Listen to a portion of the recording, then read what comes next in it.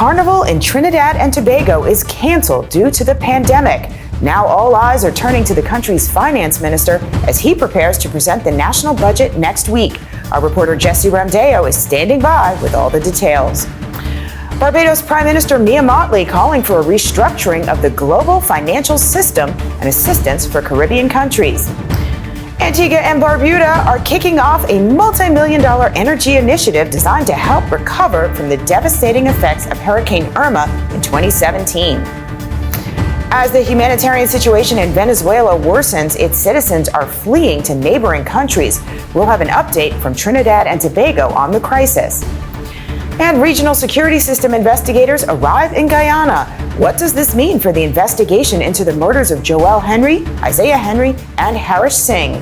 President of the Brooklyn-based Caribbean Guyana Institute for Democracy, Rickford Burke, joins us to discuss this latest development. The CXC is now saying they will conduct an independent review of the CAPE and CSEC results. And St. Kitts and Nevis will begin reopening next month. We'll have more on why the CDC says the Twin Islands are among the safest destinations worldwide.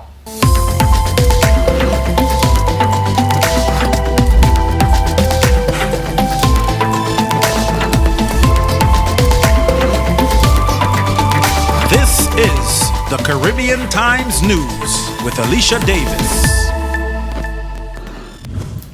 I'm Alisha Davis in New York. Thanks for being with us.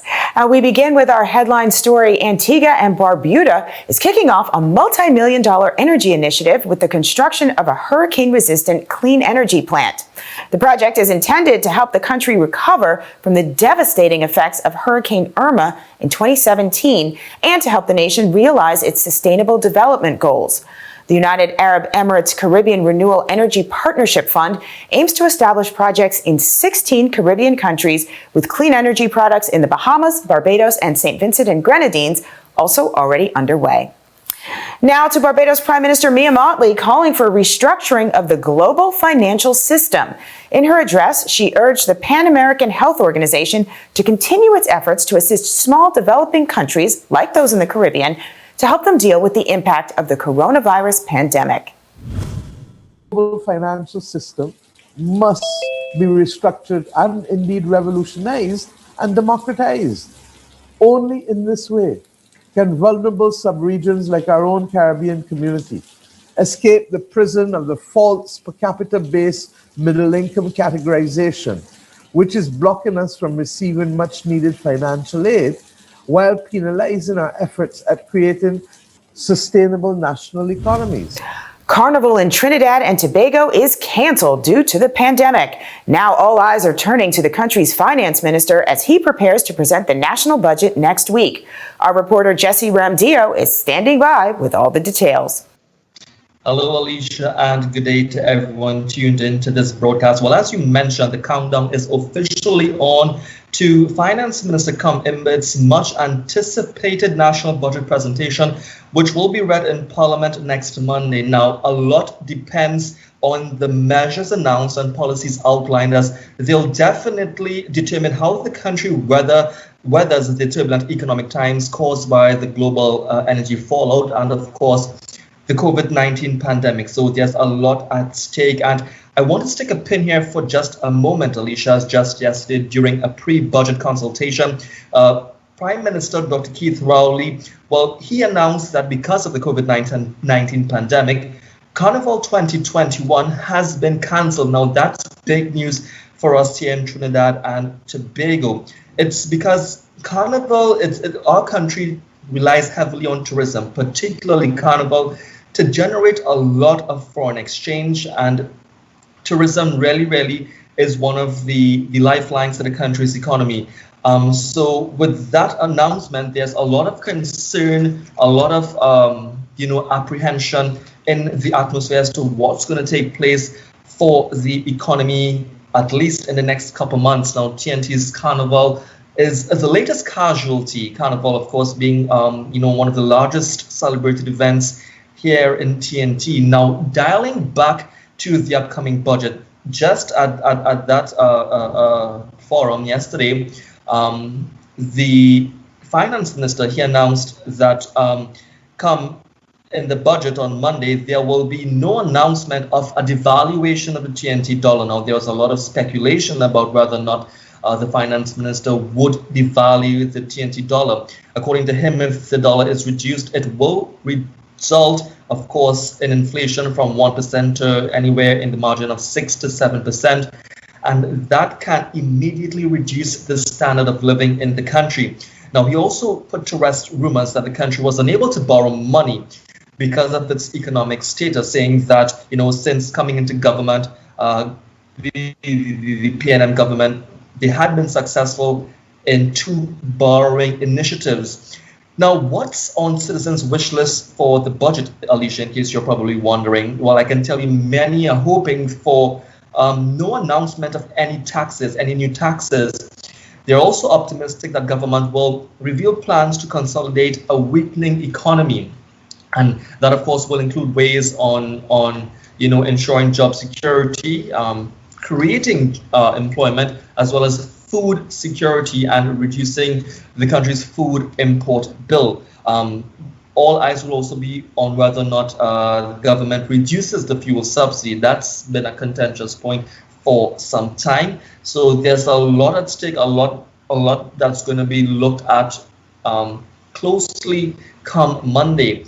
Now, the theme of last year's budget, Alisha, was stability, strength, and growth. The finance minister had announced an estimated revenue of $47.7 billion and a total expenditure of $53 billion, resulting in a deficit of $5.2 billion.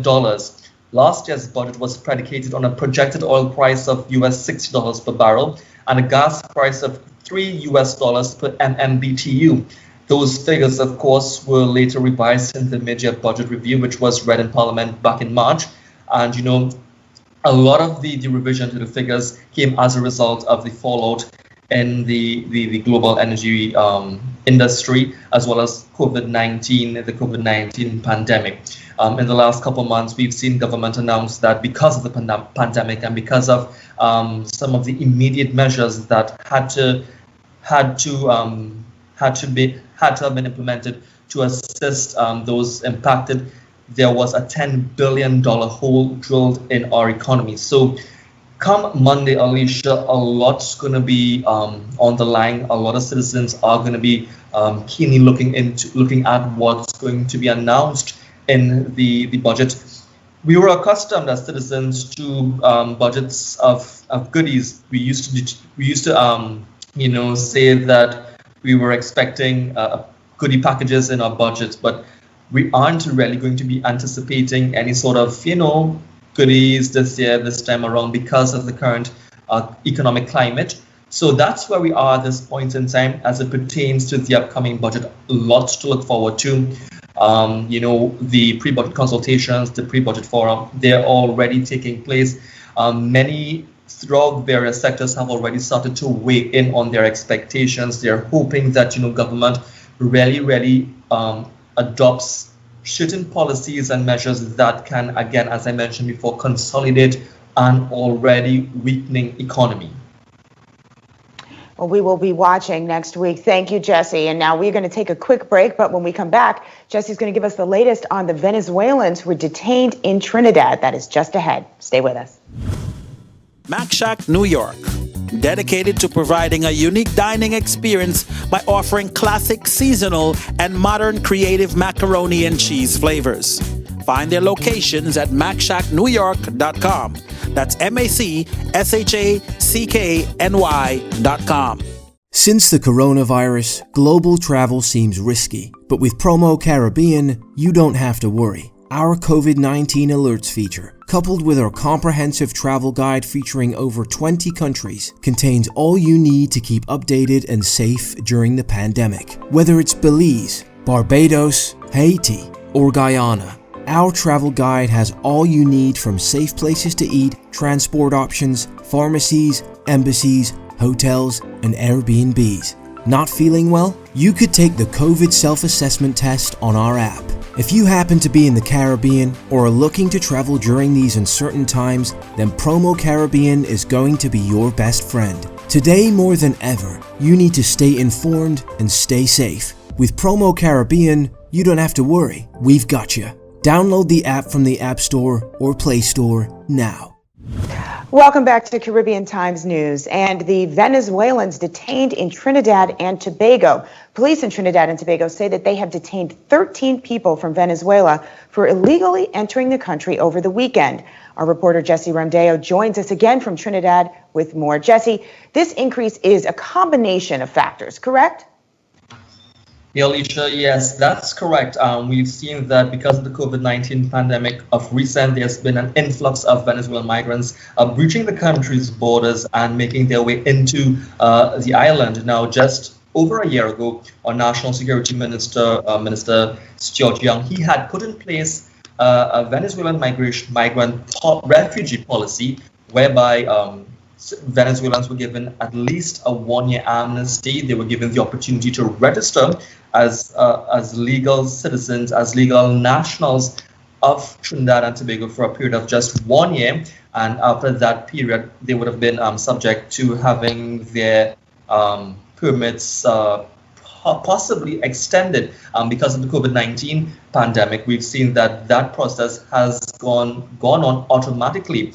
Now, as mentioned before, because of worsening socioeconomic conditions in Venezuela, coupled with the COVID-19 pandemic, a lot of Venezuelan migrants have been making their way to Trinidad and Tobago. Many, as mentioned before, crossing the borders via pirogues through the southwestern peninsula mainly, and making their way inland. It's been a cause of major concern for us here in Trinidad and Tobago, as it particularly relates to a matter of national security. We've seen that because of the COVID-19 pandemic and the recent spike, questions have arisen as to whether or not that spike is as a result of migrants breaching the country's borders. So measures are being put in place to really strengthen border protection. Law enforcement have been ramping up their efforts to apprehend people who have migrants who have not registered, who have not been registered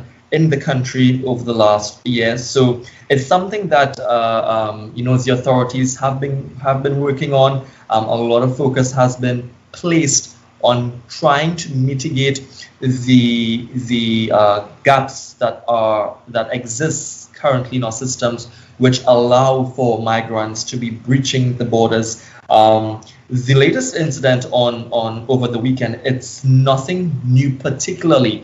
Almost every weekend, almost every day, the Trinidad and Tobago Police Service, they make announcements as it pertains to the apprehension of Venezuelan nationals who are not registered in the country. Now, after being apprehended, we understand that the nationals are taken to the immigration detention center, where their documents are processed and they're eventually deported back to Venezuela, right? So, Alisha, there's a lot going on as it pertains to our border protection, trying to, mitigate, as mentioned before, the constant breaching of our borders, and as well as measures to safeguard nationals here at home, prevent the spread of COVID-19, as well as other security issues that might arise as a result of the influx of migrants. That's such a complicated issue, Jesse. Well, thank you for joining us, and we'll be right back with more.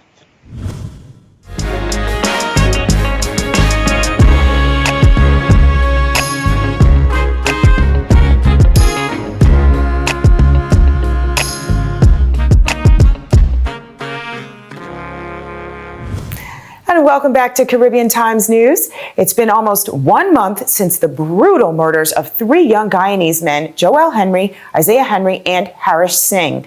Well, now regional security system investigators have arrived in the country. Earlier today, we spoke with Rickford Burke, the president of the Brooklyn-based Caribbean Guyana Institute for Democracy, and one of the first to call for international investigators about this latest development and what it means for the case. As for my organization, we don't have any confidence in the Guyana police force. We are a bit skeptical as well of this CARICOM arrangement. We saw what CARICOM did for the recount of the votes in Guyana. They were biased. It was based on some sort of personal friendship between Mr. Jack Day and some of the CARICOM heads. We don't know if the same thing obtains in this situation. There's no disclosure. The government has not met with the family, or the police force hasn't met with the family to discuss this issue. We want to know why forensic experts were not brought in from, for instance, London or the FBI. The United States Secretary of State visited Guyana, had a press conference, held discussions with the president. They did not ask for FBI assistance. We're a bit suspicious of that. If the FBI comes into Guyana, they normally do a very thorough job. Maybe the government is kind of scared or something that the FBI might discover some things that the people of Guyana would be shocked to hear. These murders were heinous murders. We're of the opinion, based on our intelligence, that they were committed by PPP supporters. The government seemed to be more focused on bogus allegations with regard to the elections results, rather than trying to affect the outcome by damaging the witnesses and charging them with criminal offenses, rather than focus on this crime, which is a priority. Now, are you concerned that given that almost a month has passed, that the longer this goes on, the more difficult this is going to be to solve? I don't believe this case is going to be solved. I'll be shocked if it is. We know that these bodies were found at a place that was the secondary crime scene. There was no blood, there was no disturbance of the environment where these bodies were found. So obviously, as someone trained in criminal justice myself, that tells me that that was not the primary crime scene. These young men were killed somewhere else and brought there. The police has now admitted that. The environmental elements, as I've said before, would have degraded or completely destroyed any scientific evidence. Shoe prints, tire prints, fingerprints, footprints, DNA, hair, and fiber evidence. I'm not sure that there are any forensic experts attached to this RSS team that arrived in Guyana that is headed by an assistant police commissioner. We don't even know who these members are. What countries are they from? During the Recom CARICOM Center team, that included the deputy chief elections officer of St. Vincent, who on the testimony in court, on the oath, admitted that he was involved in fraud in the St. Vincent elections. Now they're bringing people again under the cloud of secrecy to help investigate this matter without disclosing anything about these people to the public.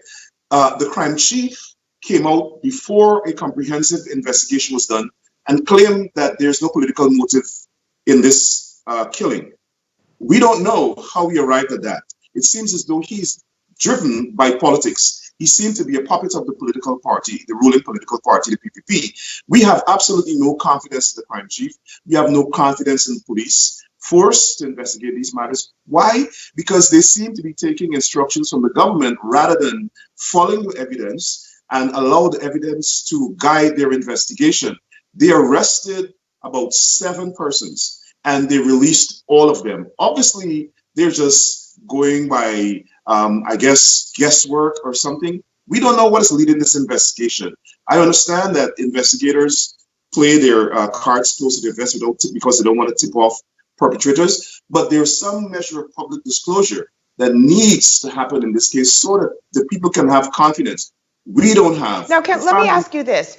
I don't mean to cut in, but let me ask you this. Are you saying that you think that these investigators coming in, you think that this is more of a political show? I think it's a political show.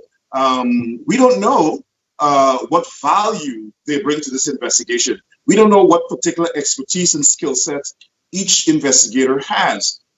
This case is going to be solved by science. And we thought that initially, quickly, the government would have brought in forensic experts, a forensic pathologist from the international community, from the FBI. The FBI has the best crime lab in the world. Why isn't the FBI involved in this case? We don't know. Again, to me, this matters. These crimes seem to be centrally directed. You have a young man at Craig on the East Bank in Region 4 whose throat was slashed. You have one in Region 6 in Albion whose throat was slashed. You have these 2 Henry boys whose throats were slashed. It seems as though somebody inspired these perpetrators to slash the throats of Afro-Guyanese. Yeah, there's no question that these were absolutely heinous crimes, and we certainly hope that we can see justice in this case, especially for the families. And that was Rickford Burke, president of the Brooklyn-based Caribbean Guyana Institute for Democracy. Coming up after the break, CXC announces an independent review of the 2020 test results. And St. Kitts and Nevis is named one of the safest travel destinations in the world. Stay with us.